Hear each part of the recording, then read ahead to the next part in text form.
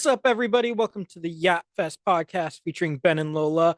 I'm Lumpy Biscuit Wings. And I'm the most devious bastard in New York City. Speaking of the most devious bastard in New York City, today we're talking about queer media. Spotify is doing us really, really dirty on our audio quality. They are. I don't know. Do you hear it? I do. It's not. Um, It's not like that on YouTube or on Amazon Music or mm, anywhere else. It's only on Spotify. So they're doing us dirty. Spotify, count your days. And I've tried everything that I can to fix it, and I think it's just a Spotify issue. So sorry about that. Sorry if you listen on Spotify. Maybe try YouTube or Amazon Music or wherever, literally anywhere else you could get your podcasts. They are preying on our downfall. So what should we start with? There's a lot of stuff to get I through. know, and I've added to my list. Oh, did you? Um, okay, I'm gonna start with this simply because in almost every previous episode, I've said something Oh, jeez. about it. I know where this is going. Agatha all along. The full series is out now, and quick catch up. The show did not end the way any of us thought it did. Um, I'm not gonna spoil it. However, in terms of queer representation, we get gay witches. Gay Yes. witches. Um, it's been hinted at literally since episode one of Agatha all along because they refer to each other as their loves. Um, Rio Vidal calls Agatha her scar, like she's First the of all, one steward. Plaza and do you know how many women Aubrey Plaza has kissed? Truly, Like, and also, there's a Christmas movie called Happiest Season that Aubrey Plaza and Kristen Stewart are in, and she plays a lesbian in that movie. but okay, I am spoilers if you haven't seen it, but we Funko Pop's actually the one who leaked this information before the show even aired. But Real Vidal's character is Lady Death. And the reason why she's been after Agatha all this long, Agatha has this child. And this child doesn't have a father. Like biologically does not have a father. There was no sexual intercourse in creating this baby. The baby was born of witchcraft. Lady Death comes to collect the child before the child is born, and Agatha begs to Rio, like, please, I need more time. And so Lady Death allows her to have this child, but doesn't tell her when she's coming back to collect this kid. And so eventually, Nicola Scratch, her child, uh, gets aged like 11, 12, I want to say. And while they're sleeping, Lady Death comes to collect and he passes away. I just made a crazy connection. Hmm. Have you ever seen Chilling Adventures of Sabrina? The, uh, you know the really handsome guy who is a warlock that Sabrina dates after Harvey? Yes. His name is Nicholas Scratch. Yes, that's why. So, but Agatha's still very much in this like relationship with Lady Death. That's Um, my dream. but it's a relationship from a distance. Um, Typical. Flash forward into Agatha, the actual time that the show's taking place. The soul of Billy Maximoff finds another body to be in when the Westview anomaly collapses. Okay. Um, Also a soul made of witchcraft, but lost its body, and instead of just returning to the underworld, found another host. And so Lady Death is after this boy. And we get to the end of the show, and Lady Death proposes. It's the boy or Agatha.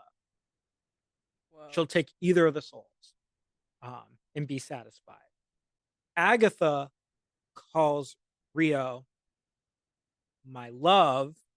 Rio calls Agatha my love. Agatha is emotionally entangled with death, That's but death crazy. sees Agatha as its property. And here we get into the why their relationship is from a distance. Agatha sacrifices herself for Billy or Wiccan to live, and her and Rio share the kiss of death. Agatha seeps into the ground and dies, Goals. but comes back as a ghost. Oh, you know it's my lifelong dream to be a ghost. Like genuinely, I'm so excited to be a ghost when I'm dead. Really? Yeah, well, I mean, like, so technically I'd be trapped between realms, but like, imagine like imagine haunting a house and being like, I have unfinished business. Like, I think Ooh. that sounds like a lot of fun. I'm sure it's not like in practice. Spirits that are like actually trapped between realms are like suffering probably. But not only do we get two lesbian witches, but we also get Wiccan. We also see his relationship with his boyfriend and like him trying to navigate like do I have two souls now? Am I the same person I was before the accident? Part of Billy Maximoff's or Wiccan's abilities is that he can read people's minds. He can hear what they're thinking. And so we're in this car scene where Billy and his boyfriend are making out. And all we hear is the boyfriend thinking, I'm gonna tell him that I love him. Right now, I'm gonna tell him Oh, I'm gonna love him. Um, oh, and you can't just easily tell someone that like you can hear what they're thinking. no. And so they're talking, and they both go, "I have something I want to tell you," but then Billy says, "I love you too," and his boyfriend's like, "You love me too?" He goes, I mean, I love you." Why do they write all gay boys like that? Do you know what I Truly, mean? Why do they truly. write them all like that? It's the same damn thing with Heartstopper. No, it's not. I feel like it is. Well, it's partially Joe Locke's fault, but You know, now that I've been thinking about it, Chilling Adventures of Sabrina also has a lot of representation. I am so glad they did Zelda like that though, because my jaw dropped to the floor because I wasn't expecting it. mhm, But like I was so happy about that decision.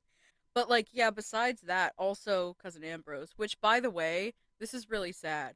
That Chance Perdomo who played Cousin Ambrose passed away. It makes me really? yes, it makes me so sad. Netflix count your days. Have you heard of First Kill? Mm-mm. Basically, it was the story of it was like a Romeo and Juliet type of thing with these two vampires who like their families have are like in a feud or whatever. Oh no, what it is, they're not two vampires. One of them, Juliet, is like a vampire hunter, and the other girl, I can't remember her name right now. She's a vampire, or maybe it's the other way around. It's giving Wizards of Waverly Place. Oh no, so it's definitely the other way around. My bad, sorry. It was so, don't get me wrong, it was cheesy and trashy, but also it was so good. I don't even know if it's still on Netflix or if they took it off after they canceled it, which by the way, seriously, Netflix, count your days. I feel like the like number one thing that people always want, or at least like within the lesbian community, what we always want is gay lesbian vampires. Even though it was like I don't want to say it was bad because I think actually the representation was good even if the show was technically bad in terms of quality. But like there are tons of shows that are not queer in any capacity that are trashy and that didn't get canceled, but there's also stuff like Heartstopper. Sorry. Sorry for the Heartstopper You slander. better not. But like it's not the exact same trope, but it's like it's similar where it's Mhm. quote unquote cheesy, but like they cancel it because it. Yeah, Do you know what I mean? I'll get into the reason why a lot of the viewers get past that cheesiness once we talk about it. Yeah. Well, but what I'm saying is if they would have given First Kill a second season, it Hmm. would have been able to, but they canceled it because they hate lesbians. But I genuinely, if it's I'm not sure if it's still on Netflix, but go and check. Everybody go and check. But like it was so entertaining and I was really invested in the love story. I'm not even going to lie. Since I mentioned Wizards of Waverly Place, this isn't exactly queer representation. But did you know that the actor who played Zeke now does gay Yes. porn? Yes, I do know that. And David Henry, they were doing an inter like they were doing some sort of interview. It's one of those interviews I can't remember who produces it, but Mm, it's one of those ones where one of them sits in the chair and the rest of the cast is sitting there and they like guess stuff about each other or whatever. I mm. can't remember who produces those, but David they did one and David Henry like shaded that guy. And like the rest of the cast, they're not. I'm pretty sure some of them are still teenagers and they like knew it was about him. I think that's a little bit concerning. Also, David Henry. Have we talked about that? I feel like I've said something to you before about David Henry's nudes getting leaked. Remember? No. I thought I told you about that when I was there over this. I was like, the dad from Wizards of Waverly Place, Oh, his nudes got yes, leaked. yes, yes. I don't know why I thought David Henry Oh was. wait, no. I lied. David Henry is what's his Justin. I Yes, but the other guy, his name is also David, and I can't remember his last yes, name. the dad. Yeah, the dad. Yes, Sorry, his guys. nudes are leaked. They're out there. I've seen them. Case They're not closed. bad. They're not bad. I'm not gonna lie to No, you. he got that arch. Hey guys, just a reminder, this is R rated.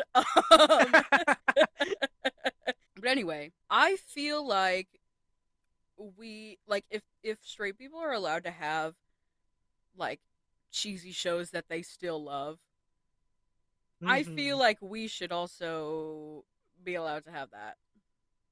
Yeah. Like I'm sure I think they want to claim that it wasn't doing well with audiences, but like why was my face glued to the screen if it wasn't? Like the math isn't mathing on that one. I'm so sorry.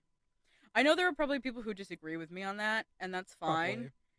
But like, I, I almost said you people, as in straight people.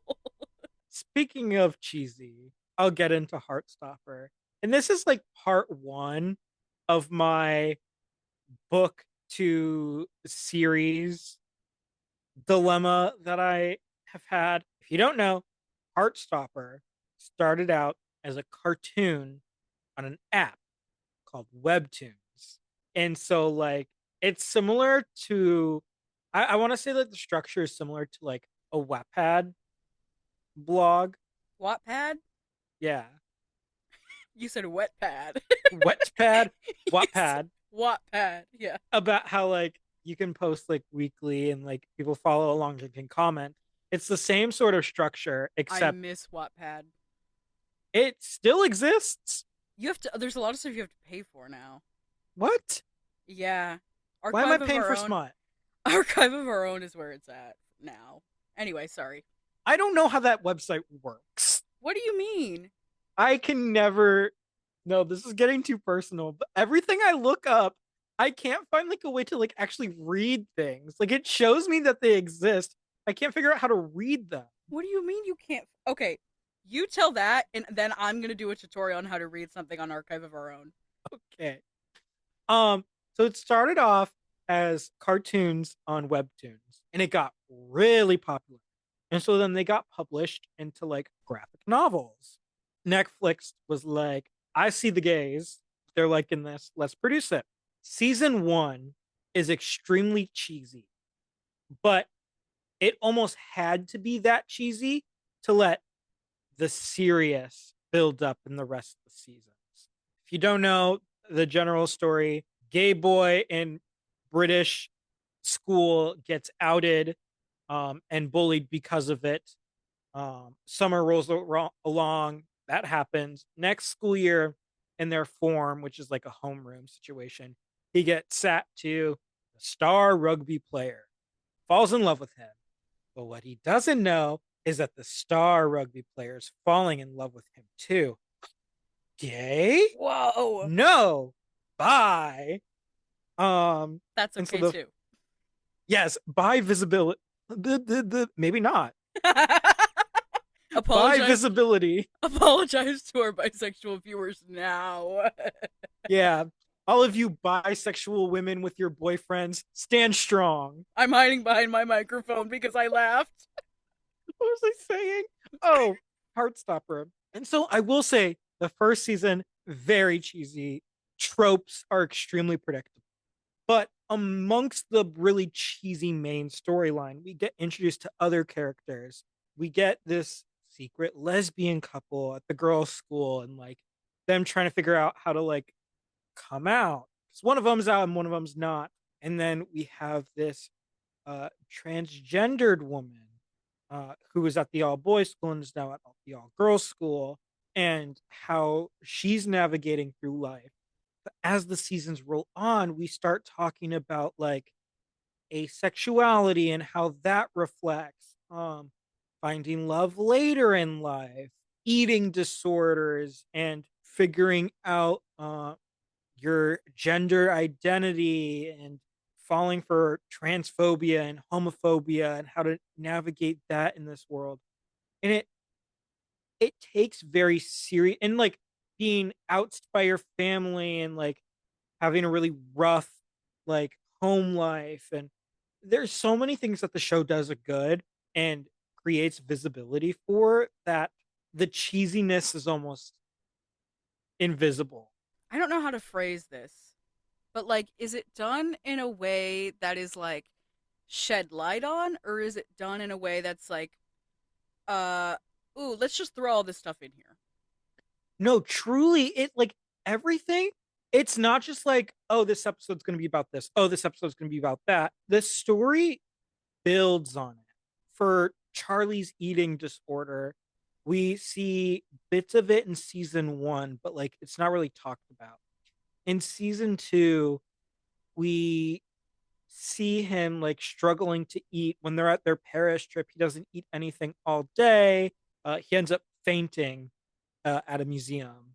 Before, he didn't eat anything, and so like season three rolls along, and he's still not eating anything. The art during the show like sort of shows us like how these emotions sort of feel, and so when Charlie looks at food, we get this like tunnel vision, like everything starts to get shaded in is like until only thing that's visible left is the food, and it shows that it's like controlling him.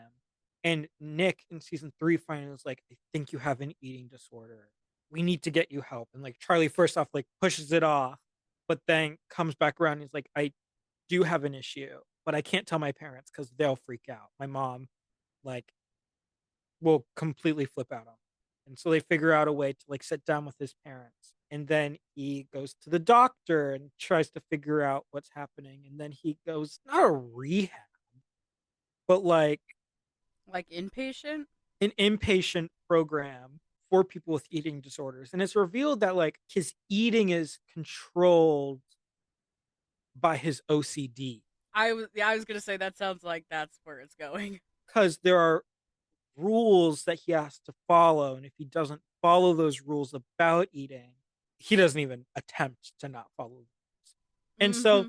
it's dealing with the mental health aspect of an eating disorder as well, instead of just going, this person has an eating disorder.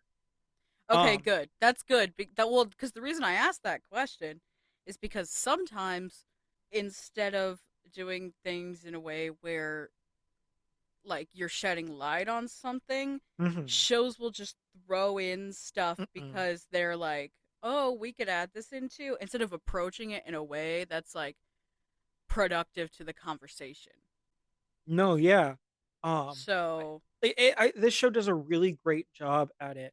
One of their friends who's transgender, we see in season one how she got bullied at the all boys school, and she's transferring to this all girls school, and how she's like trying to fit in there. In season two, she gets really interested in her art, and she ends up getting admitted to this art school. In season three, she has this interview because her art's blowing up on social media, and the interview is supposed to be about her art, but the interviewer starts asking her all these like transgendered question topics about like transgendered women using the women's bathroom, and like I'm getting uh mad just sitting here. the I'm getting mad interviewer just was sitting like here. last week we had this person on the show and she said that like we can't have this. What are your thoughts? And Elle was like, well, your last person you interviewed was transphobic then. Yeah. Yeah, the show just does a really great job of like getting multiple angles at things too. Going back to Charlie's eating disorder, we see Nick like trying to figure out how to help him, and like his aunt that he goes on vacation with is a psychologist, and so he's asking her these questions about like how do I help, how do I not like overstep my boundaries, but like as a partner it feels like my duty, but I know like I'm not him, I can't control him. And so we see like a full rounded picture of how these issues are portrayed in real life. We see Taro's girlfriend coming home, and like her parents don't know that she's a lesbian, and so her parents like kick her out of the house. But not only is she struggling with that, but then we see through season 3 like someone's like, the teachers go, ladies hurry up, and she makes comments like, ugh, don't you just hate being called a lady? And Tara's like, you hate being called a lady? She's like, I mean, yeah, it like feels so formal and whatnot. And like in season 2 there's this whole moment where she's putting on a suit because she doesn't feel like she's comfortable in a dress, and then she uh, her school uniform changes to having pants, and then they finally start telling first off Tara that they're going to try out they them pronouns, and then casually mentions, oh, non-binary, and Tara's like, is that what you are? Because Darcy is the person who like tries to make everything a joke and has a really hard time talking about their feelings. And so when Tara first says I love you, Darcy's like ha ha ha ha, because then Darcy's like, oh wait, I didn't mean it like I love you, but like, and so Darcy like immediately is like, okay, it's a joke, blah blah blah blah. And so like when season 4 comes around, we'll start exploring more of Darcy's gender expression. I mean, we they chopped their hair into a mullet. Me. Sound familiar? No, Um, because why is this calling me out? Like, for real. I'm really feeling called out at this you need moment. to watch it at this point. I don't have Netflix. I don't either. How do you watch? You just watch it illegally. No, by I don't have Netflix, I mean Netflix doesn't allow us to watch it anymore because we're not part of the household. Oh, I was gonna say they banned you because you watched it too much. What happened? Like, I have watched season 1 of Heartstopper probably 6 times, and there's only 3 seasons. I would say that that's crazy, but that's me with Killing Eve. No, literally. Um, and so not only is it like good queer representation, like we get asexuality and aromanticism and bisexuality, and where those lines are blurred and how people still just view them as gay if they're in a homosexual relationship. Oh, you're just gay. This is bi erasure, people. Okay, now he's back. He's back with the plot. He's back on board. He's apologized for his words before his statement. Apology tour part 2. And like how to combat transphobia and homophobia, and like it's such a good show. And I finally got Danny to watch it. Yeah, I I bet that was a finally feat. I finally got Danny to watch it because he tries to get me to watch the shows he watches, and Mm-hmm. he watches shit like Supernatural and Dexter. Okay, he's on to something though. But I hate shows like that. Well, I don't really like Supernatural. Like I could never watch the whole thing. I But like can't I sit through all the loved seasons. Dexter. I loved Dexter. I'm so sorry. I just can't. And like I watch it when it's on because quality time is important. But Danny refuses to watch the shows I watch because of it. I finally got him to sit down to watch it, and he cried in between him going, maths, I'm going to maths. because they're British and they say maths. Every single weird slang thing, he has to imitate it in a derogatory accent. I mean, they're British, so it's really not that derogatory. I've taught maths. They're in maths class. It's not funny. It's not Oh, funny. it's I've not got funny. I school. got school. I got Yeah, school. I got school. Back to Heartstopper. We get like this whole plot line of like not figuring out you're gay until your 20s Oh, from one of the teachers. that's a good plot line to run, to It be honest. is. And in season 3, Charlie applies for head boy because Farouk tells him to. This is the teacher who doesn't figure out he's gay until his late 20s. What is a head boy? Like um Like like student basically council the president? class president, yeah, Okay, okay. essentially. And he's like some of these boys are really going to benefit seeing someone like you as head boy. And we get a flashback, we see Farouk, and then we get like a flashback to like young Farouk sitting at like a desk like as a child, like all misunderstood. This show is so freaking good. We get moments like that all the time. We get little flashback moments of like the innocence of childhood, and the art in this show is gorgeous. I cannot say enough good things about this show. It does not do anything bad. It really does not. And the I really music, hope they don't ruin the last season and then it goes to shit. we don't know if this is going to be the last season. Oh, okay. There are no more Well, books yet, but I'm just saying, like, when they get to the last season, I hope that they don't ruin it. Like well, some people. I unfortunately know what's going to happen next season, and it's going to Oh, be okay. rough anyways. But like in the music is so, when I say oh so indie, I don't mean like cheesy indie. Like it's like music that no one listens to, and it's banger after banger after banger. It's like my favorite show, which I think is only fitting for you to roll into Killing Eve. Yeah, perchance. But first of all, I'm gonna do a tutorial on how to read something on Archive of Our Own. Okay, so I'm on archiveofourown.org on my cell phone, and there's literally a search bar. No, yes, So I've if you type used in the the search search bar, bar. I'm just gonna type Killing Eve into the search bar. I was gonna type in Heartstopper. Okay. And then you have all of these search results, right? So if you just hang on, let me find one. A Killing Eve Christmas Carol. Let's click on that one. I figured it out. Yeah, you just click on the title. It'll take you to the page, and then you click. Oh no, you can just read it on the page. You used to have to click read chapter, but I guess they changed it so you don't have to click read chapter anymore. It's really not hard. Also, you can like download them to your Kindle and stuff. That's what I do. It's like I download the EPUB or PDF or whatever it is off of Archive of Our Own, and then I put it on my Kindle and I read it on my Kindle. I typed in Heartstopper, and it took until the 18th search result for it to be related to the TV series. Sometimes you have to be really specific because it's basically like a it's basically like the way that it's structured is like a database. I have been personally victimized by Laura Neal. My favorite I don't know if you can I mean like it is queer representation, but like the way that the TV show ended is like I don't even know if you could call it that, to be honest. The Um ending. yeah, I mean cuz like technically cuz like the book ending is better than the TV show ending, Mm-hmm. which is crazy to me. So basically, Killing Eve is based on a a book called Codename Villanelle. Mm. And I've read all the books, by the way. Like I watched the TV show first, and then I went and read all the books because I didn't like.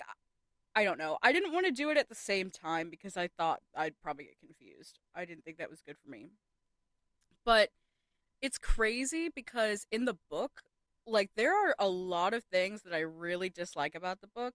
I like I actually like the plot of the TV show better and I like a lot of the characters in the TV show better.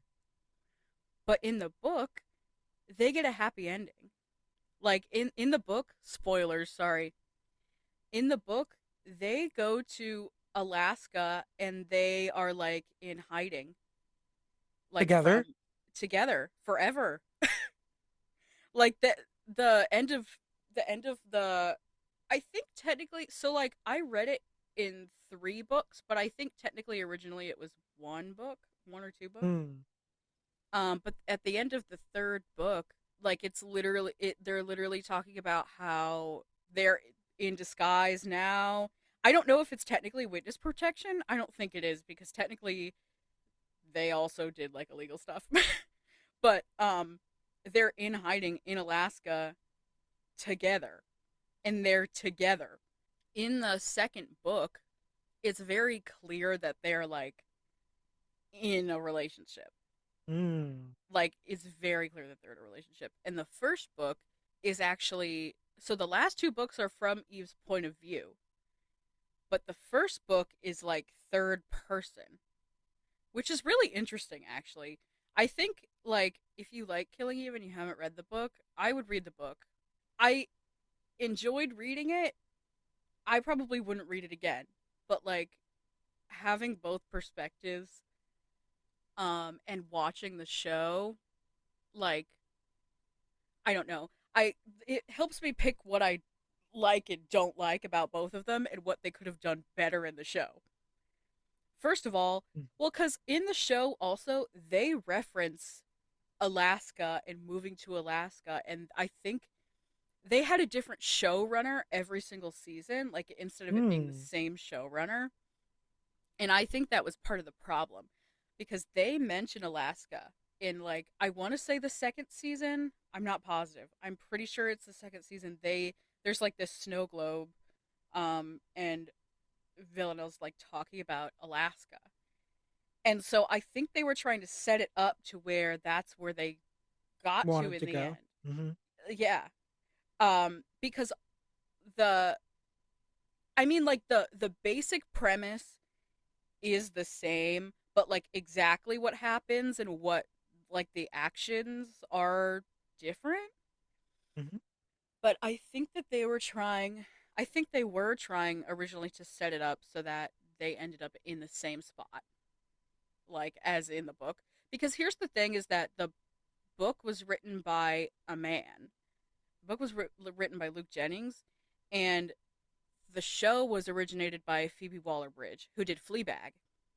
She created Killing Eve, and I'm pretty sure she was the first showrunner. Literally until the last season, I thought it was great. And then in the last season, they ruined everything. So in the book, Eve is white, but obviously Sandra Oh plays Eve. She's white and she's a lot younger. Hmm. But in the show, like they very purposely put Sandra Oh in that role. And so that's one reason why I like the show a lot better because of the like additional representation. Mm-hmm. Because like in the book, she's white and she's a lot younger. Like she's probably in her 20s, and even the show is like in her 40s, her late 40s. I just feel like they first of all they added another layer with that, but also like a layer of complexity. I mean, in the plot, but Hmm. also that means that they added in representation. But where I was going with that is, as the show progressed, that means that Eve got a significantly less screen time than Villanelle did, which is a problem. Like Eve is basically the main character. They're both main characters, but Eve is like the main character. The show is called Hmm. Killing Eve. Like Literally a title character. Yeah. literally the title character. Um as opposed to the book is called Codename Villanelle. If she were going to be the main character in either of the versions, it would be a Codename Villanelle. So why did they because she's white and younger. But like as a whole, I enjoyed the show a lot more with a woman in charge of it. A lot of the stuff in the book is really I can't think of the word R-rated, but like in an exploitative way. Like I don't think that the representation in the book is good representation. I Mm-hmm. think it's very much like he was writing that and he was like I'm into this, you know what I mean? Like he wasn't writing it for the sake of he was writing it because in his mind I think it was like erotic. in the show, it's very much not that. Fun fact, you know Emerald Fennell? She played Midge in the Barbie movie. Mm-hmm. She was a showrunner for Killing Eve. I'm pretty sure the second season. Really? Yes. So spoiler alert, at the end of the show, they literally okay, wait, no, I back up. So at the end of the third season, there are 4 seasons of this show.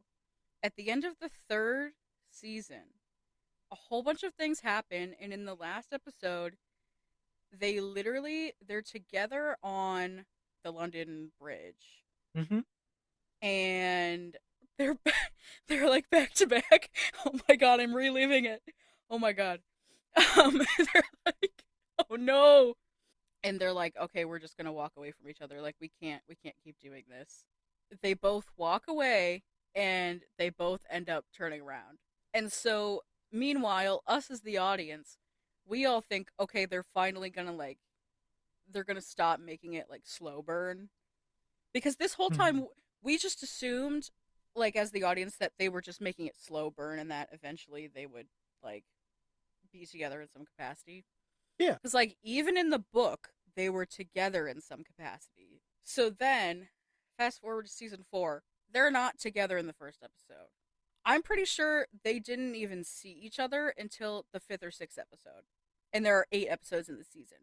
Laura Neal, count your days. And then, so fast forward to the last episode, they're like together in some capacity in the last episode, and I can't relive it.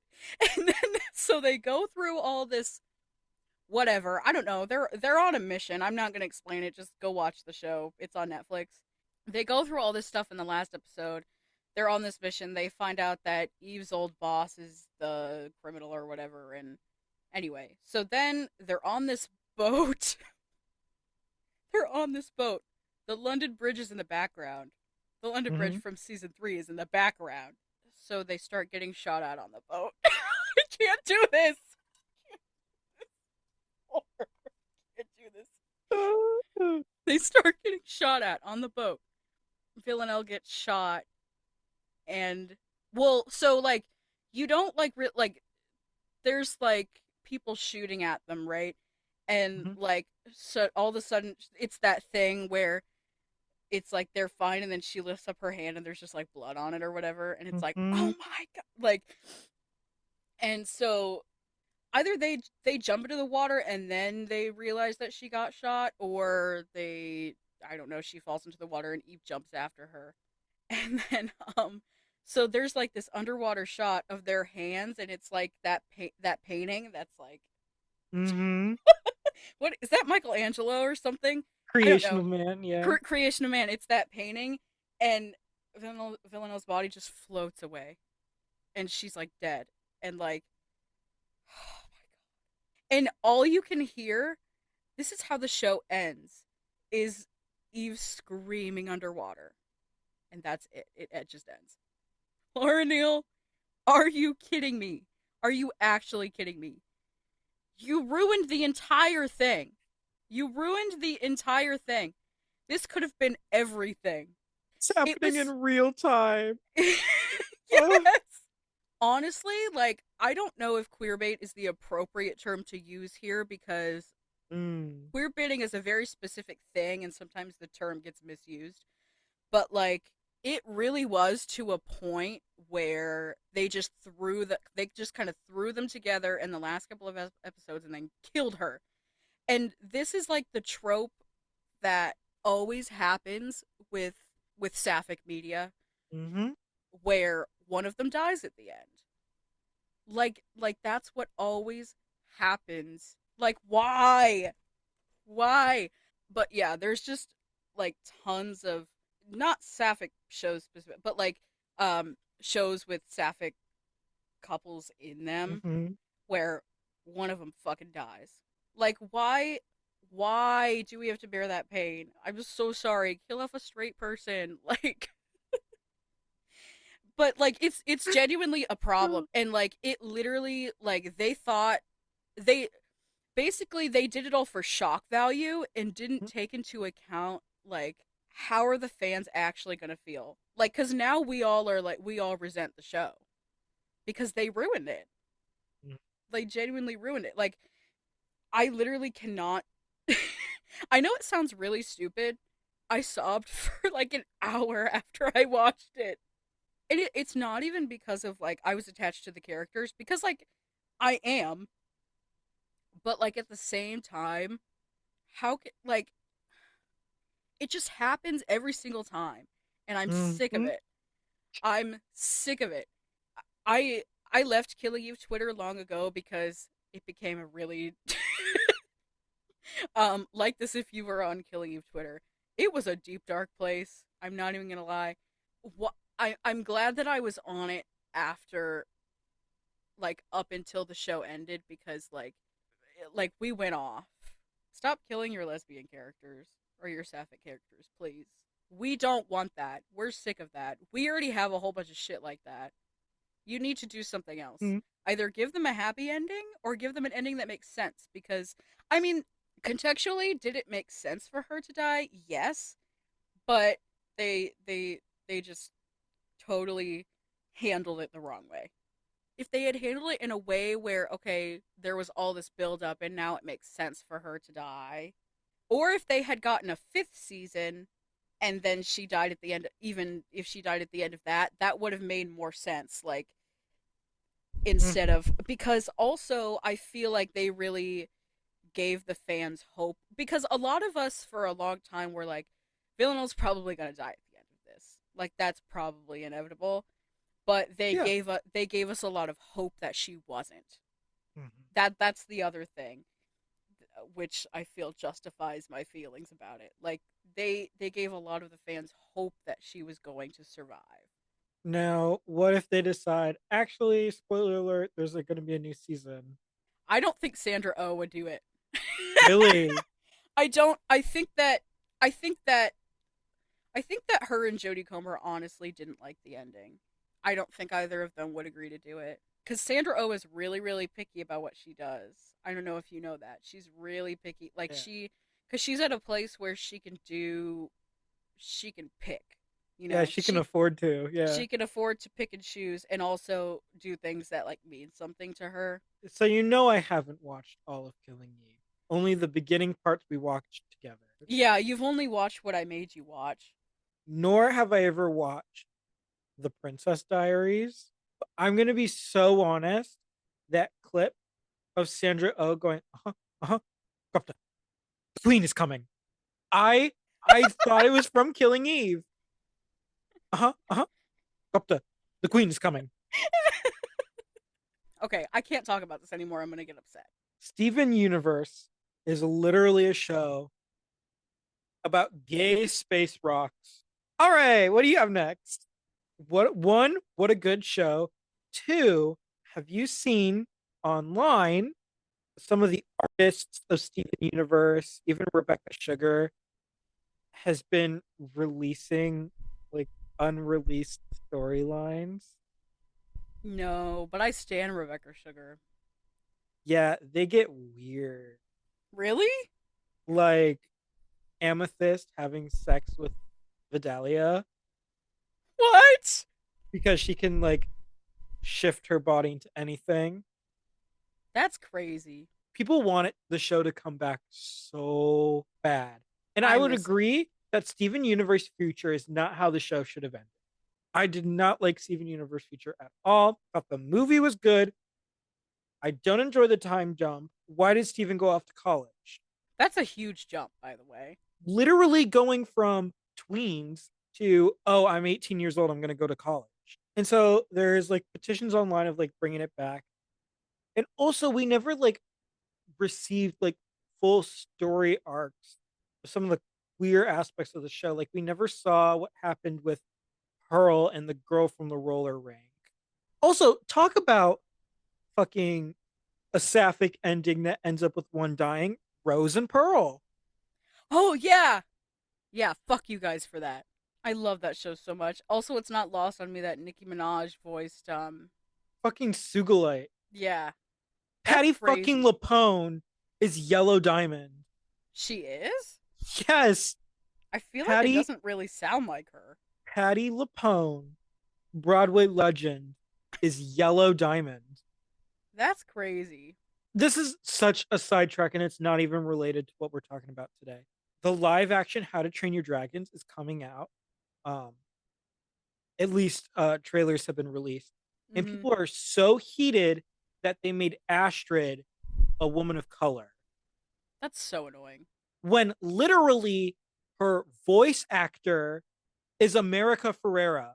I know this because Danny and I watched How to Train Your Dragon 1 and 2 yesterday. I literally didn't even know America Ferrera voiced her, but It's I love America that.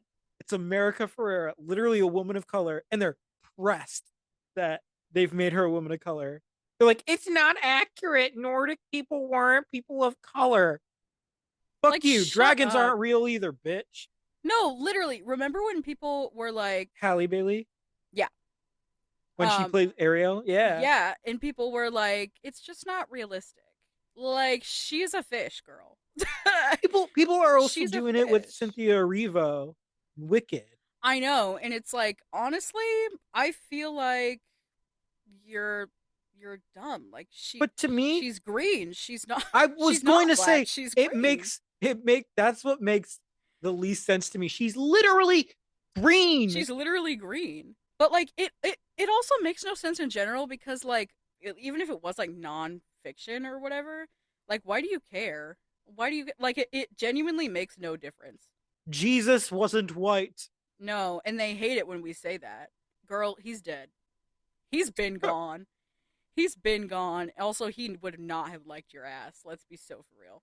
But anyway, yes, that is genuinely so infuriating to me because like then don't watch the movie. I think they're gonna be just fine without you, girl. Like, Literally, I think literally. the rest of us are gonna go see the movie. So you're yelling for no reason. It was such a good show and it had such a cult fan base. And like, we are the crystal gems. We always say The like freaking music. I started writing music because of Rebecca Sugar. Like I genuinely dead ass. I got a ukulele. I started writing music because of Rebecca Sugar, and now I have a degree in composition. So I Rebecca Sugar makes me want to get an omnichord a little more every day. no, so true though. And they're So true so damn though. expensive. I know. I don't have I know. hundreds of dollars to throw at a 30-year-old music instrument. I know. Well, it's like I want a theremin so bad, but like, is that realistic? No. You guys, Adventure Time. Talk about the longest fucking build up No, for a because single kiss. I mean, I do kind of. I'm not gonna lie. I don't get super mad at this one, and I'm not mad. here's why is because they made it very very clear that they like lovers to enemies to lovers again. They made it very clear. And just because they didn't display all of it on screen, like it was clear to us. I'm fairly certain it was clear to everybody. And plus they confirmed that it was canon. Not only did they confirm it was like all of the creators are like, yeah, those bitches are gay, but like then also they made them gay. Like I don't actually remember how the fuck Adventure Time ended. I'm not even gonna lie to you. I think it was sad. It was like an apocalypse kind of situation, I'm pretty Mm-hmm. sure, right? So it's like that was sad for everybody. It wasn't just sad for the gay people. So I genuinely love Marceline Bubblegum so much. One of my favorite episodes is the episode with the sleep shirt, the shirt that I knew you were gonna say this. that's one of my favorite episodes. Well, I can't remember if it was the door episode where we first saw the shirt, but then there's another episode where um like the shirt continues to be like a reoccurring thing. Yes, they need a precious item.